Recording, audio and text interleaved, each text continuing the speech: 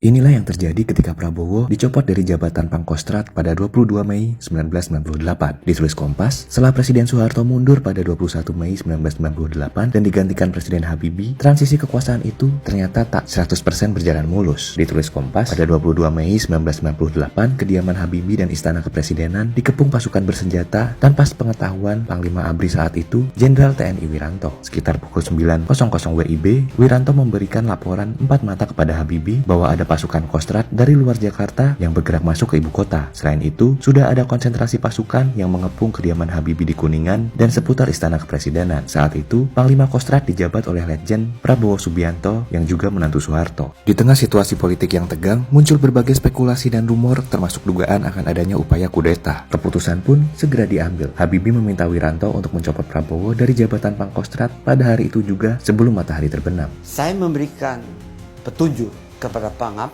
untuk segera sebelum matahari terbenam Pangkostrat diganti dan kepada penggantinya ditugaskan untuk segera mengembalikan semua pasukan-pasukan Kostrad ke tempatnya masing-masing. Prabowo akhirnya resmi digantikan oleh Letjen Joni Lumintang. Langkah pengamanan terhadap keluarga Presiden Habibie pun dilakukan. Semua anggota keluarga Presiden dikumpulkan di Wisma Negara yang masih berada di Kompleks Istana Kepresidenan. Sehari kemudian, 23 Mei 1998, Habibie mendapat laporan bahwa Prabowo ingin bertemu. Ditulis Kompas, Habibie mengaku menyimpan kekhawatiran termasuk jika Prabowo membawa senjata. Sebenarnya, Habibie bisa saja menolak Prabowo, tapi ia memilih untuk tetap mendengarkan pendapat Prabowo. Akhirnya, keduanya bertemu. Habibie mengungkap bahwa obrolan mereka dilakukan dalam bahasa Inggris dan dialog berlangsung cukup panas. Prabowo mengatakan sama saya waktu itu, "Anda ini presiden apa? Naif."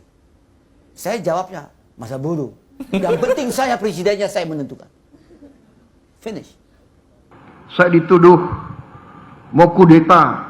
Meski demikian, dugaan adanya rencana kudeta tersebut tidak pernah terbukti melalui proses hukum. Prabowo sendiri telah membantah tuduhan tersebut dalam berbagai kesempatan.